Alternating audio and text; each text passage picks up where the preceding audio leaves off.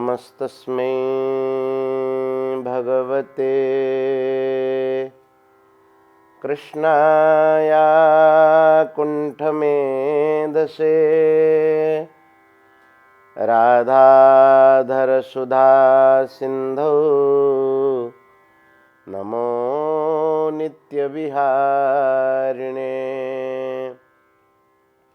राधां कृष्णस्वरूपां वै कृष्णं राधास्वरूपिणं कलात्मानं निकुञ्जस्थं गुरुरूपं सदा भजे। भक्तभक्तिभगवन्त गुरु चतुर्नाम बपु एक, इनके पद वंदन किए नासहि विघ्न अनेक। श्री भक्तवांछा कल्पतरु भक्तवत्सल शरणागत वत्सल अकारण करुणामय श्री राधा माधव भगवान का श्री चरणारविंदरे कोटिशः प्रणाम निवेदन करी समस्त संत सद्गुरुदेव भगवान का श्री चरण वंदना करी कथा प्रेमी समस्त माँ भौणी एवं भाई मानू को सादरे कथामृतर मंगलमय परिवेश को स्वागत करी अभिनंदन करी भक्त चरित्र भगवान का चरित्र से अबाध अक्षय प्रवाह को आम मैंने आग को प्रवाहित करने को चाहूँ। आज आम एमती जड़े भक्तर कथा चर्चा करवा श्रीमद् भागवत रे जहां कथा कहुई किंतु जहांकर नाम उल्लेख है। आपण मैंने जानिथिबे कि जहां प्रति आमर अतिशय गुरुत्व भाव हुए श्रेष्ठ भाव हुए तांको नाम धरा जाएनि। सेमिति एठी जो भक्तंग कथा श्री सुखदेव महाराज कहिसेंती तांकर विशेषण एवं लक्षण गुड़ी को तो कहिसेंती किंतु व्यक्त भाव रे तांकर नाम को प्रकाश करना। भगवानंकर कथा भक्तंग कथा वर्णन करने क्रम रे 10 अध्यायर परिशेष रे श्री सुखदेव महाराज परीक्षित को पचारिले, हे राजन तुम मनरे आउ कौन सी कथा श्रवण करिवार अभिलाष अच्छी कि? परीक्षित महाराज कहले कि भगवान आपण की कथा कहउचंदी भक्तंगर कथा जेते सुनिले भी मोर कर्ण तृप्त होनी मोर मन तृप्त होनी आपणक बाणीरु तो अमृत झरुची तेणु अमृत को पान करुवा व्यक्ति केमिति बा तृप्त हब। सत कथा कहवा को गले ये कथा अमृत अमरत्व प्रदान करिवार शक्ति केवल एक कथार ही अच्छी। तेणु कौन सी एमिति भक्तंग कथा जदि आपण छाड़ी जाइथिबे तेबे कृपा करी से भक्तंग कथा को कहंतु कारण कि एभली सुजोग आउ मते पुनर्बार मिलिबनी भगवान का कृपारु ही मिली। श्री परीक्षित महाराज कहले कि हे राजन सावाग्यया तस्य गुणान् गृणीते करौ च तत्कर्म करौ मनश्च स्मरेद् वसन्तं स्थिरजंगमेषु शृणोति तत्पुण्यकथा सकर्णः। सावाग्यया तस्य गुणान् गृणीते करौ च तत्कर्म करौ मनश्च स्मरेद् वसन्तं स्थिरजंगमेषु शृणोति तत्पुण्यकथा सकर्णः। वस्तुतः से बाणी ही धन्य जो बाणी रे भगवान नाम लीला गुण ही गायन करा जाए। आउ से हस्तकमल ही धन्य जो हस्त द्वारा भगवान परिचर्या सेवा करा जाए। भगवान चराचर सृष्टि रे परिव्याप्त होइचंदी जो मन से भगवान को चराचर जगत रे व्याप्त होता से प्रभु को स्मरण करिथाए से मन ही वास्तव रे मन आउ से कर्ण ही वस्तुतः कर्ण जो कर्णरंध्र रे भगवान कथा को श्रद्धापूर्वक आदर पूर्वक श्रवण करा जाए से नेत्र ही वस्तुतः नेत्र चराचर प्राणी विष्णु मूर्तिमणि जे नमई से ही सिर देखे जे पवित्र श्रीहरिंक गात्र से ही सीना नेत्रवर। जो मस्तक चराचर सृष्टि की भगवान स्वरूप अनुभव करी प्रणाम करे साष्टांग हुए से मस्तक वस्तुतः मस्तक, अन्यथा सी गोटे कटु लाउ भली व्यर्थ। कहले कि हे महाराज जो नेत्र भगवान दर्शन करे एवं भगवान सचल विग्रह साधु संतर दर्शन करे भक्तर दर्शन करे से नेत्र ही वस्तुतः नेत्र मध्य श्रेष्ठ अग्रणी। भगवान भक्तों पादोदक को जो शरीर जो मुख स्वीकार करे वास्तविक सी होची मुख एवं भगवान कथामृत को जो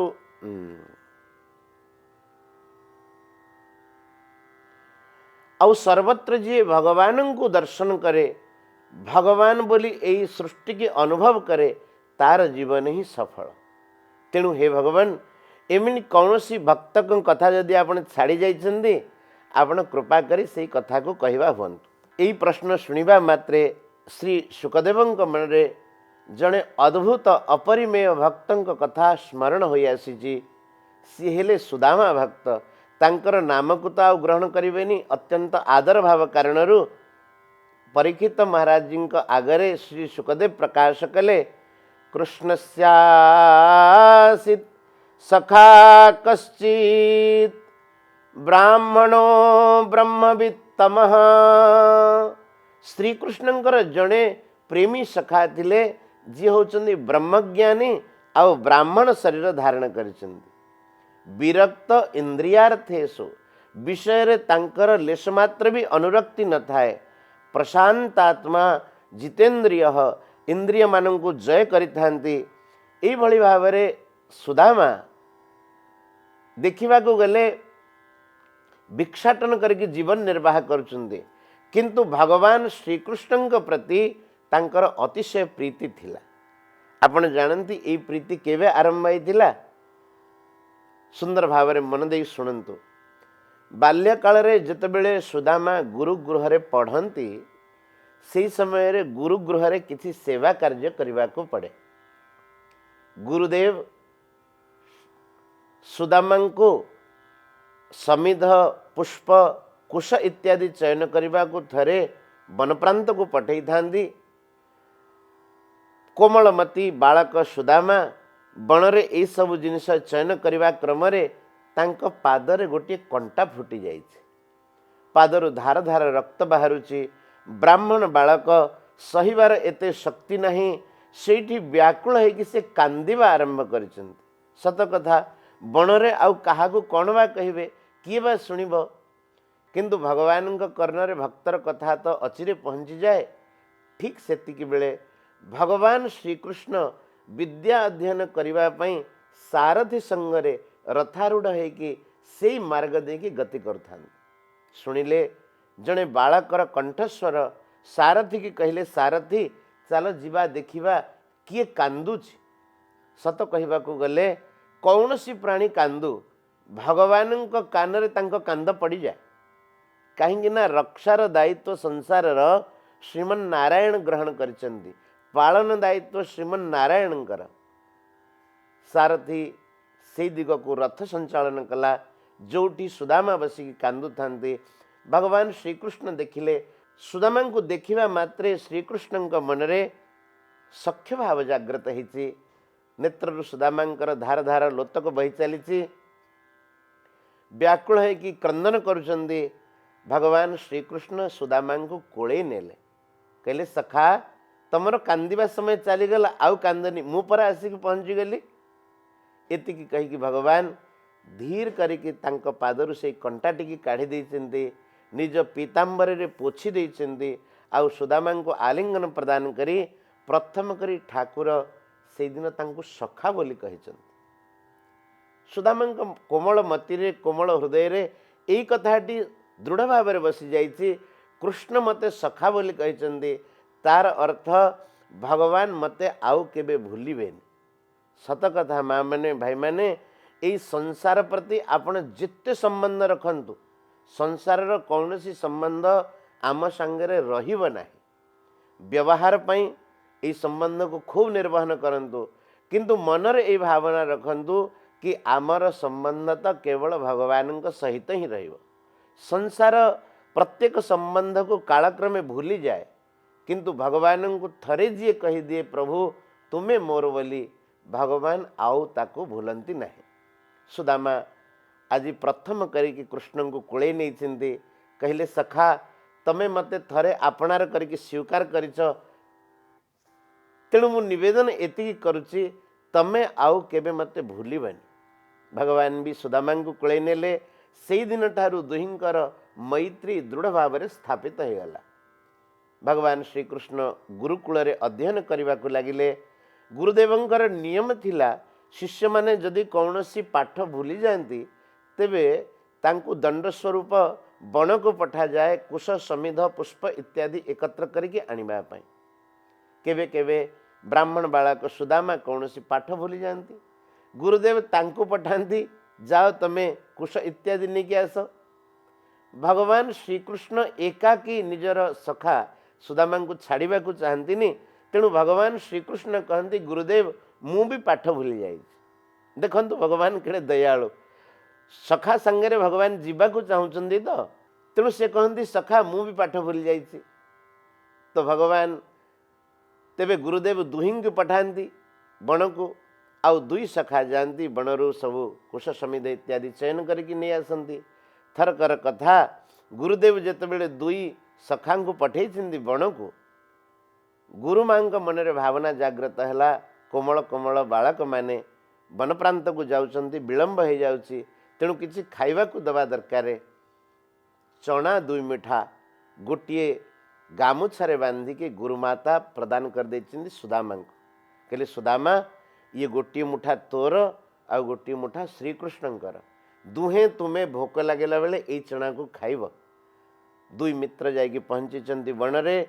आज भगवानंकर गोटे विचित्र लीला है। अचानक मेघ घोटी आसला, कला मेघ घोटी आसला, प्रबल वर्षा है। वर्षा सहित बात्या बिजुली घड़घड़ी चढ़चढ़ी इत्यादि सब मारिला। अन्य कौनसी उपाय न पाएगी दुई मित्र दुईटी गछरे अलगा अलगा चढ़ीगले। गोटे गछरे सुदामा थांती, आउ गोटे गछरे भगवान श्रीकृष्ण चढ़ी थांती। रात्रि हेची, दुई मित्र को भोक लगी। सुदामा पाखरे चना दुई पुटुलिटी रही जाइछि। सुदामा धीरे धीरे धीरे धीरे खाइबा आरंभ कले। दांतर कड़कड़ शब्द श्रीकृष्ण को शुभिला। श्रीकृष्ण कहले सुदामा तमे कौन खाऊच कि? पिला लोक तो टिके मिछ कहीदेले। ना ना कृष्ण कौन कि शीत होची तो तेणु दांत को दांत बाजुची, शब्द शुभुची। भगवान तो सब किछि जानती, तथापि मैत्री संबंध को निर्वाह करके किछि कहले नहीं। सुदामा तांकर चुणामुठी को खाइला परे भगवान श्रीकृष्णଙ୍କର चुणामुठी को भी खाईदेले। सकाळ हेची, दुई मित्र ओल्हे आसी तलू। वर्षा बंद हो जाइए। दुहे परस्पर को आलिंगन करचंदी, आउ भाव व्यक्त करचंदी गोटे रात्रि पई आमे अलगा अलगा हो जाइथिले। भगवान श्रीकृष्ण कहले बाह्य दृष्टि अलगा होते भी सखा मु तुमको भूलिनी, किंतु आज सुदामांकर मुख टिके म्लान पड़ जाइछि। अधोमुखरे बसिचंदी सुदामा, मनरे एतिकी पश्चाताप कि कृष्णंकर से चना पुटुली चना बाहर करके मु निजे खाई देइछि। मो सखा निश्चित रात्रि भोकरे रही जाइथि। भगवान श्रीकृष्ण सुदामांकर मनोभाव को पढ़ी पारिचंदी। स्नेहरे सुदामा को कोले नेले, कहले सखा तमे मन दुख करनी, चना तमें मो भागक खाईगल बोली दुख प्रकाश करुच कि ना ना ना ना से कथा कौन से असुविधा नहीं किंतु गोटे विशेष कथा है तुम्हें मो भागक चना खाई तुम्हें गरीब हव। सुदामा नेत्र लोतक झरी आसी कहले कृष्ण मु जन्म जन्मांतर पर्यंत गरीब रही मोर कौन सी चिंता नहीं किंतु मनरे केवल मोर एतिकी आकांक्षा तमें मत भूलबनी तो। भगवान श्रीकृष्ण पुणी सुदामा को कोले नेले कहले सखा मोर गोटे स्वभाव जहाँ को मु निजर करे जहाँ को थरे आपणार करी स्वीकार कर दिए ताकू आउ केतेबेले भूले नहीं। इतिमध्यरे सद्गुरुदेव भगवान देखिले मोर शिष्य दुईटी गले राति कुआड़े कौन करुवे अन्य शिष्य मानू संगरे धरी गुरुदेव आसिकी पहुँचले सुदामा सुदामा कृष्ण कृष्ण कोटी अछ। कृष्ण सुदामा दुहे परस्पर को आलिंगन करी ठिया ही थांती दुहिंकर नेत्र सजल हो जाए। गुरुदेव आसिकी देखिले दुई मित्रंकर एते सख्य भाव देखिकी सेठी आशीर्वाद देले हे कृष्ण हे सुदामा मु तुमको आशीर्वाद दौची तुमर एई मैत्री सबुदिन पई अखंड अनंत स्थिर रहिब संसार रे तुमर एई मैत्री प्रचार हब संसार जानिब कहिब आउ तुमर लीला गायन करिब जे कृष्ण सुदामांक मैत्री की किए न जाने जगत प्रसिद्ध कृष्ण सुदामांकर मैत्री।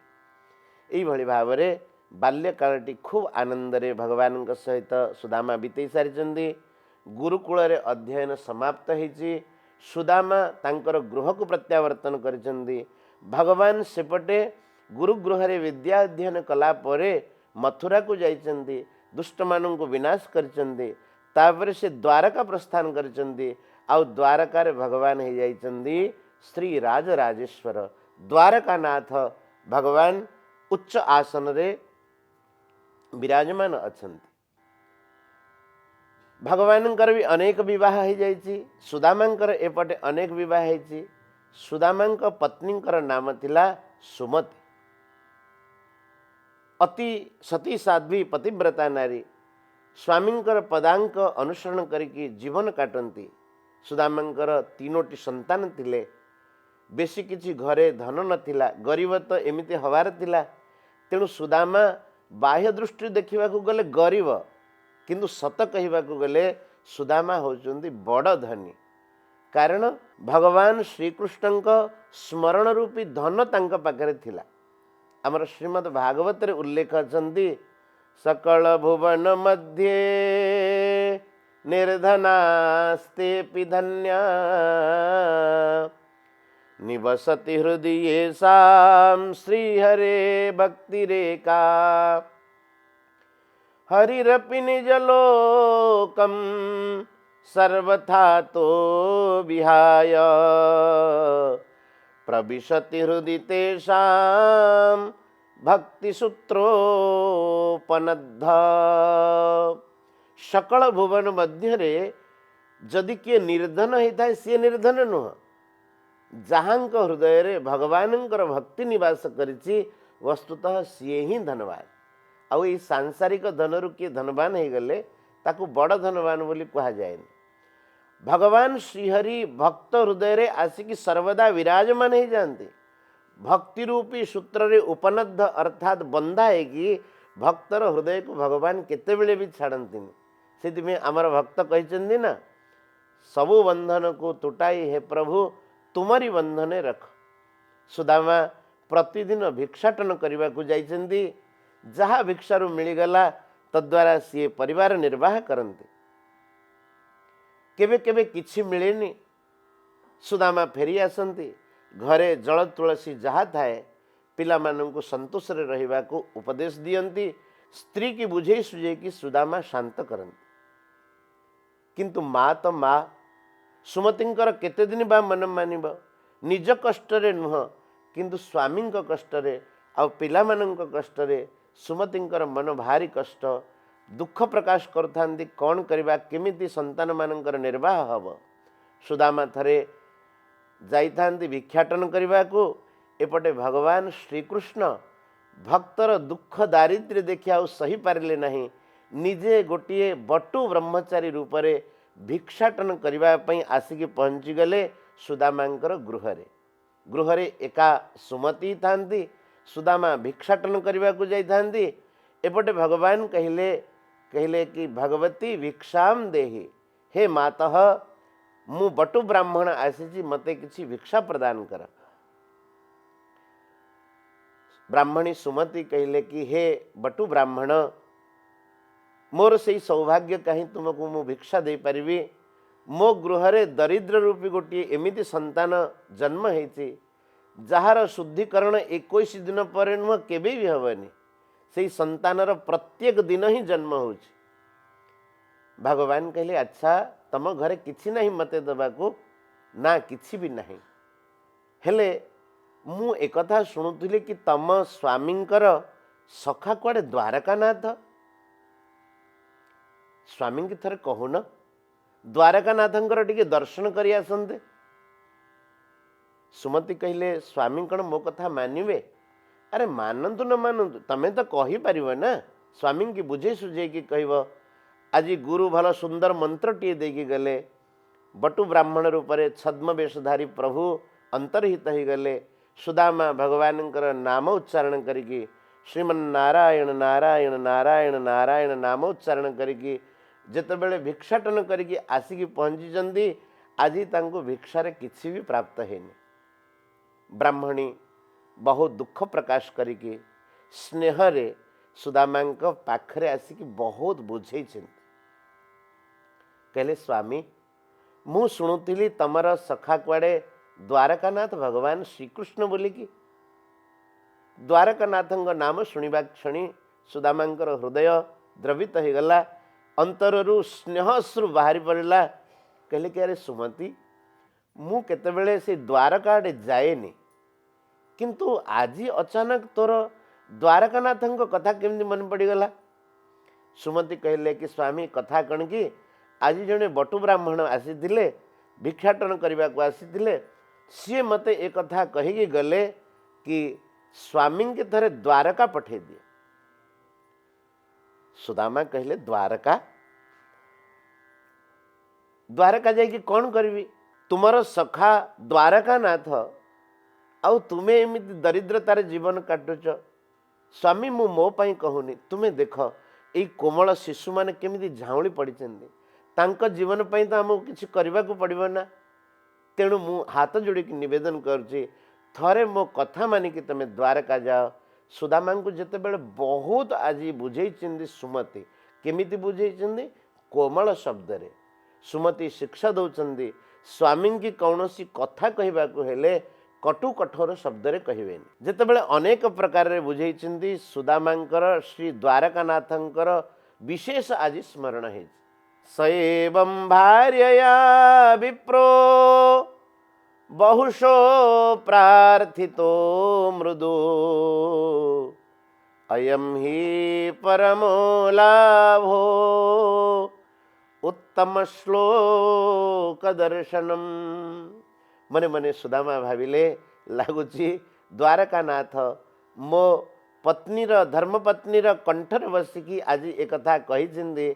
मो मनरे तो ठाकुर को किसी मागिबार नहीं, किंतु निश्चित भाव में कृष्ण दर्शन पई मो मनरे अनेक दिन अभिलाषा थिला।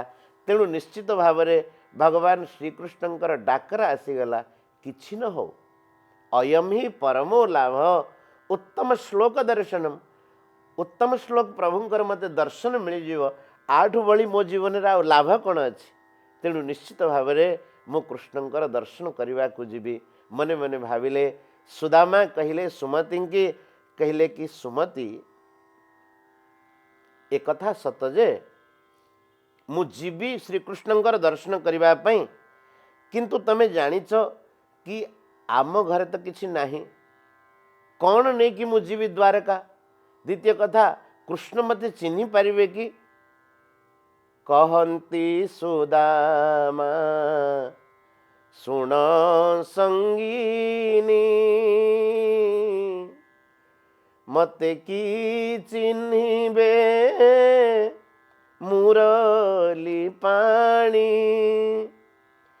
क्यों बेसे जीवी कि घेनी जीवी,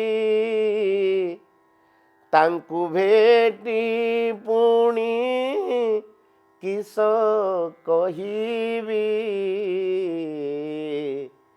किस कहिबी कहले कि अरे सुमति सी आम पिला दिनर कथा सी हेले राजा मु हूँ भिखारी सी मत आ चिन्ह पारे कि सुमति कहले कि स्वामी तुम्हें कि कथा कहच बंधुत्व एमिति पदार्थ नुहे जे मनुष्य किछि दिन भितर भूली जीव सामान्य मनुष्य भूली जाई पारे किंतु द्वारकानाथ कौन सामान्य कि हे नाथ बंधुत्व दिव्य पदार्थ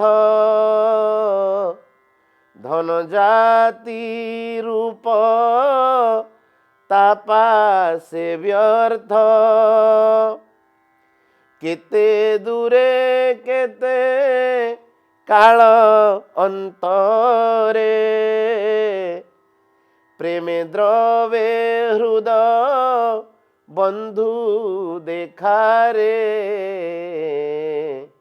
बंधु देखारे स्वामी भगवत प्रेम कौन एमिति जिनस जे भगवान भूली जिवे जेमिति अग्नि रे घृताहुति देले अग्नि धीरे धीरे प्रज्वलित होता है से भली बंधुत्व तो एमिति जिनस बंधु परस्पर मिलिले बंधुत्वर भाव प्रज्वलित हुए तेणु मो हाथ जोड़ी निवेदन करुच्ची तुम्हें थरे जाओ सुदामा कहते कौन नहीं कि जीवी तार व्यवस्था सुमति करुचंती तेणु आज आमे प्रथम भागरे एठी विश्राम दवा सुमति की किसी समय तो लगे ना व्यवस्था करने पड़िशा घर किसी नहीं कि आसवे खुद तेणु आज एठी विश्राम दवा आउ द्वितीय भागरे परवर्ती विषय आमे माने श्रवण करिया।